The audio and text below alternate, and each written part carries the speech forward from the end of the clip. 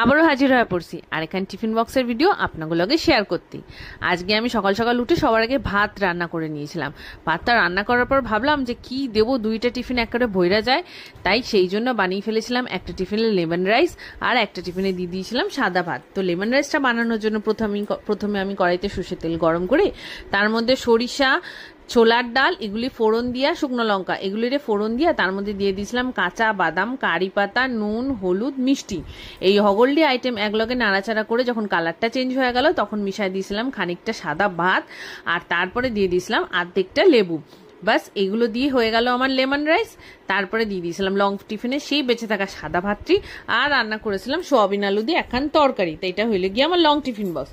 আর short টিফিনের বক্সে দিয়ে দিয়েছিলাম সেই সুন্দর করে বানানো সেই লেমন রাইসটা, যেটা দেখতে আর খেতে দারুণ হয়েছিল। আপনারা যদি না বানিয়ে থাকেন তাহলে একবার আমার কথা শুনে বাড়িতে বানিয়ে দেখবেন। ব্রেকফাস্ট হোক ইয়া ডিনার ইয়া লাঞ্চ, যে কোনো সময় এটা খুব সুন্দর লাগে। আর লগে ফলের মধ্যে দিয়ে দিয়েছিলাম এখন পেয়ারারে 4 টুকরো কইরা, আর একটা ডিম সেদ্ধর মধ্যে ওপর দিয়ে সামান্য নুন ছিটিয়ে দিয়ে দিয়েছিলাম শর্ট টিফিন বক্সে। তাই এই ছিল কি আমার টিফিন বক্সের আইডিয়া। তা কেমন লাগতেছে আমার ভিডিওটি? ভালো লাগলে চ্যানেলটা সাবস্ক্রাইব কইরা